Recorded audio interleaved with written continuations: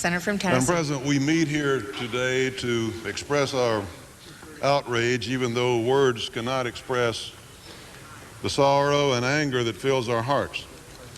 But we must express these feelings on behalf of...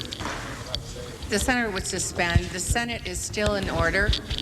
Ask that members give the respect to the senator who is speaking and take their conversations from the floor.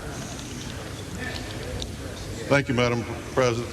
We must express these feelings on behalf of the families and friends of thousands of innocent victims, many of whose identities we do not yet know, and on behalf of our entire nation. Madam President, our young people must wonder why the United States, who they're taught is the beacon of hope and liberty for the world, why we, of all countries, should be the world's main target for such savagery. I would suggest it's because that those teachings to our young people are true. It's because our history and the principles on which our country was founded goes against the trend of thousands of years of human history. The senator is correct. Senators are asked to take their seats or take their conversations from the floor. Madam President, those things indeed go against thousands of years of unfortunate human history. Thousands of years of might makes right, of rulers and dictatorships of all shapes and forms, of religious intolerance and of subjugation. We have shown the world that it doesn't have to be that way. And today's tyrants and would-be tyrants cannot afford to let that example stand. But stand it will. If this giant, America, has been sleeping, as some say, it has been awakened again and will not rest until an example has been made of those who would murder our innocent citizens and tear at the very fabric of our national existence. Part of a great nation's responsibility for keeping peace in the world is the threat it must pose to those who would upset that peace. Therefore, we must act as a deterrent to outrageous activity when our interests are involved.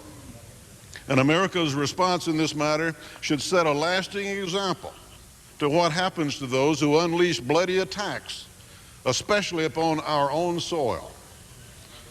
The time for carefully measured, pinprick responses to terrorist activities has passed.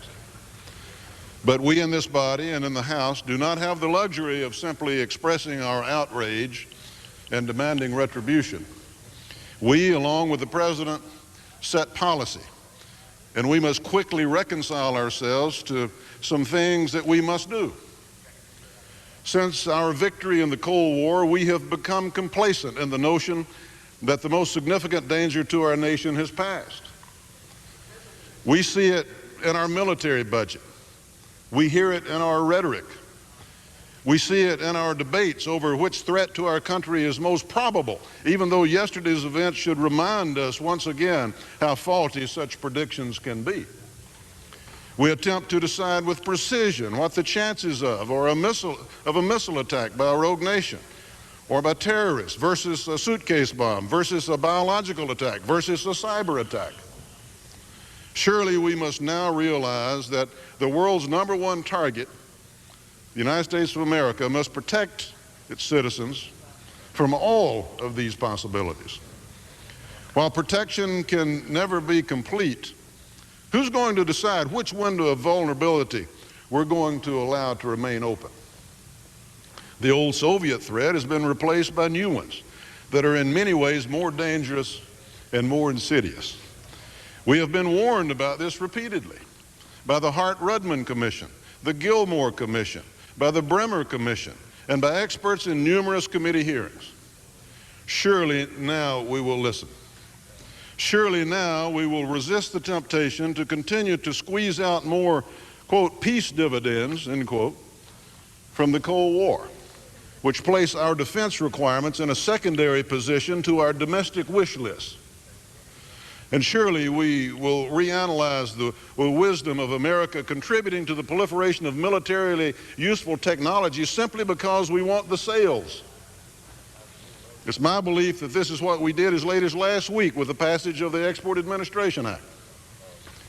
If we place short-term considerations, our desire for profit or our desire to maintain record high surpluses above our own national security, we will become much more vulnerable to the potential of experiencing other days like yesterday.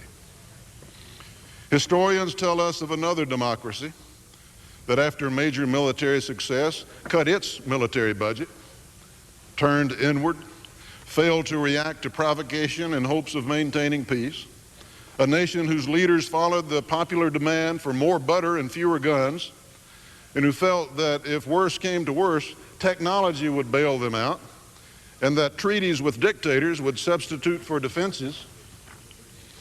That country was England after World War I.